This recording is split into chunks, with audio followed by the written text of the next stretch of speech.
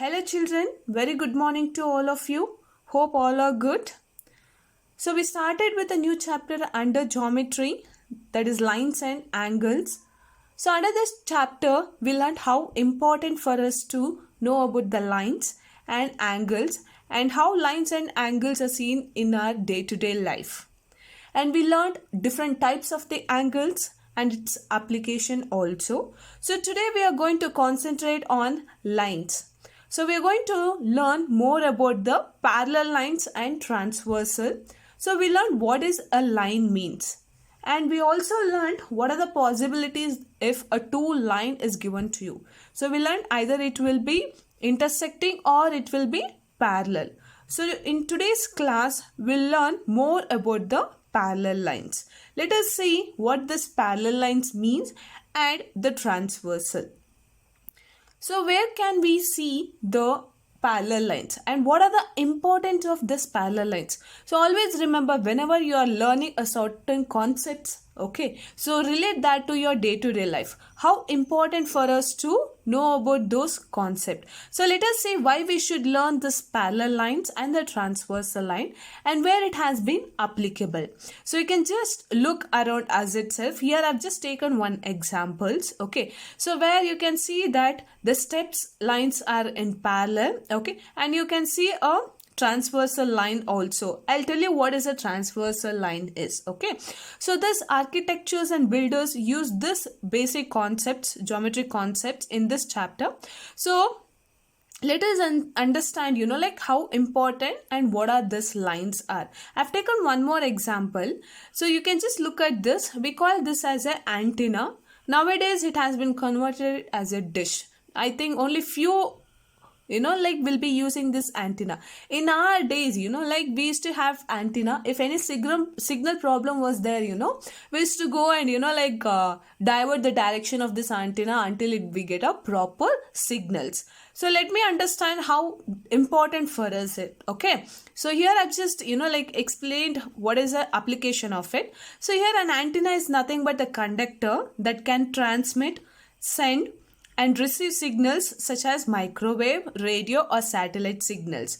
A high gain antenna increases signal strength where a low gain antenna receives or transmits over a wide angle. So this is the main application of that antenna, what it does, okay.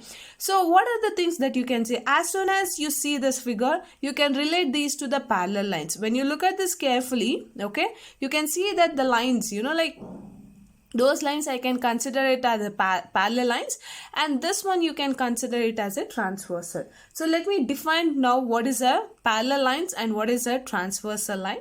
So I've taken some more examples also in our day-to-day life. I think you can relate this example in your day-to-day life, okay, at your home itself.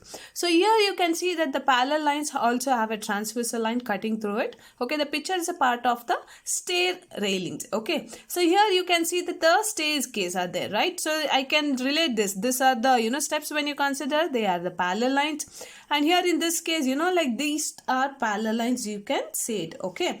So this is an example of parallel lines.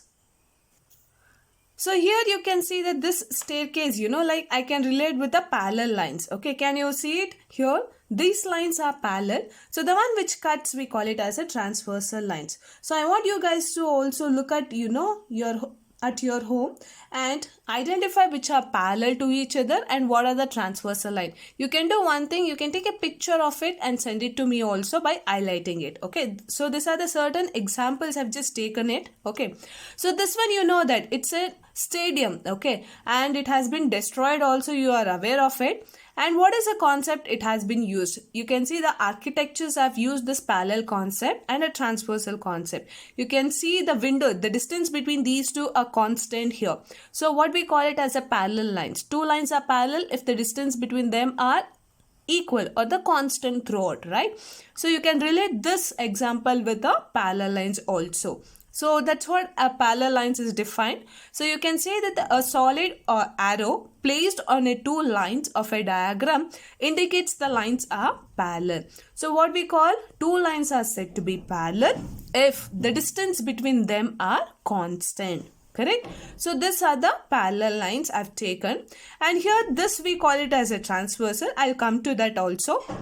And the symbol, this indicates parallel. Whenever I write this, okay, I can say that the two lines are parallel. So this is a symbol used here. So usually we'll write it like this: AB is parallel to CD. So why this straight line has been indicated means it's nothing but a line. If just without arrow, if it is represented, we call it as a line segment. Since it is with the arrow, it's nothing but a line. Means what? It can be extended on both the direction. So that's what a parallel line means. So now coming to the transversal line. So now by now you would have got what a transversal line means, idea about that. So it's nothing but the line which intersects two or more lines in a plane. So the intersected lines do not have to be parallel. This is an important thing. So a line which intersects the parallel lines. In this case, J, K, M are parallel lines. So here T we call it as a transversal line. You can see it is intersecting all these lines. Okay, and this line need not be parallel to the given line. That concept also you have to make a note.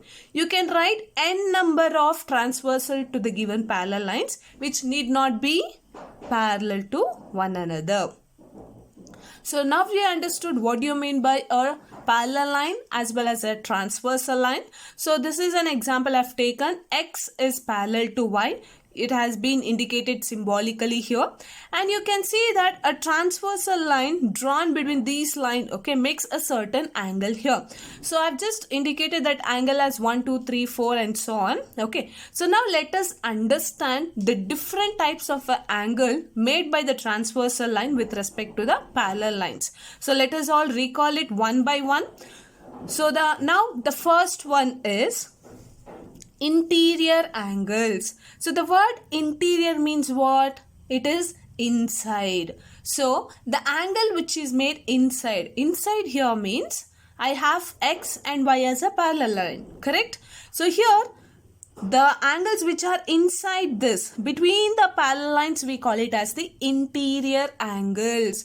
So the angles which are between the parallel lines which are inside, we call it as the interior angle. Here 2, 4, 5, 6 are the interior angles. So next I have exterior angles. So now can you tell me what is an exterior angle?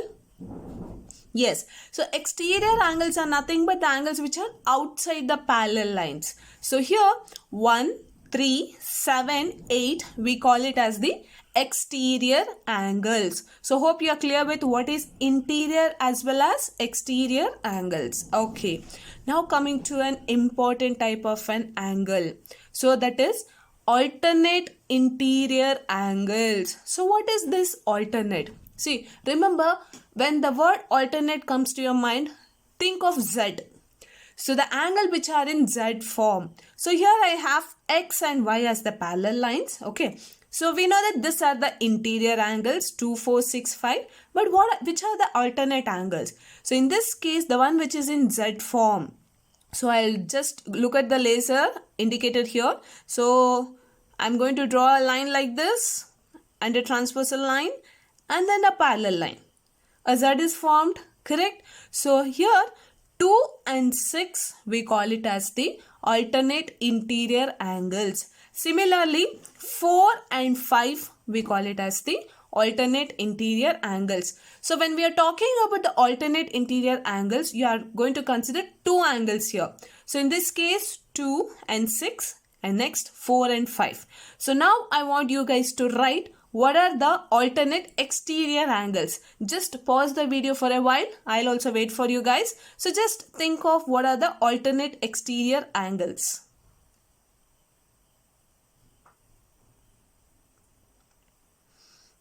Yes. So what are the alternate exterior angles? So first it should be exterior, that is outside the parallel line. So here alternate exterior angles are 1 and 7, that is one pair, and 3 and 8. So again a Z formation has been done, correct? So always remember, whenever we talk about the alternate angles, it should be in a Z form. So that's a shortcut, you should remember it. So this we call it as the alternate exterior angles. So we learned what is an alternate interior and alternate exterior angles.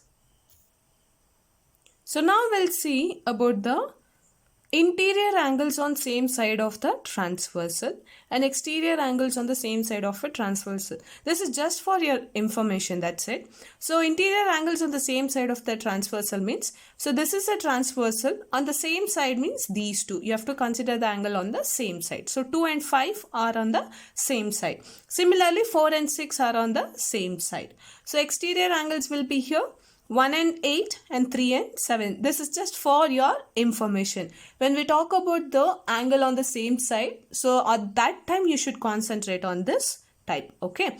So next we have what is called as a corresponding angles. So this is again very important one. So what's a corresponding angles means? So here I've mentioned all the angles. So corresponding sides we talk about. Okay. So here 1 and 5, 2 and 8, 3 and 6, 4 and 7, we call it as the corresponding angles. Okay. So remember, alternate angles are in the Z form. So when we talk about corresponding angles, remember of, like it is on the same side of transversal. Okay. So here 1 and 5. So just alternate to the next. After 1, you have 2. Okay. So skip that and the next one. So like it is up to you. However you remember it, you remember in that form. So 1 and 5, 2 and 8. So in 3 and 6 and 4 and 7, we call it as the corresponding angles. So in this case, this is how the corresponding angles look. Okay. So when you have a two parallel lines, so here these two we call it as the corresponding angles. So similarly here also these two we call it as the corresponding angles. So now these are the certain examples that you can see it in your day-to-day life. I've just taken a photograph of these buildings which I saw next to my house. Okay. So I thought, okay, let me explain to you guys with a real-time example.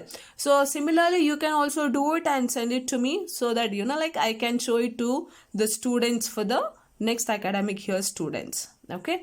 So I've given a certain work for you. You can consider it as a portfolio also. So this is what you're supposed to do it in a chart. So you know that you're going to get an half-yearly exam also and you have an assessment also. So I'm going to consider this as an assessment for you. So one thing is the identity one. I told you to do it as a chart.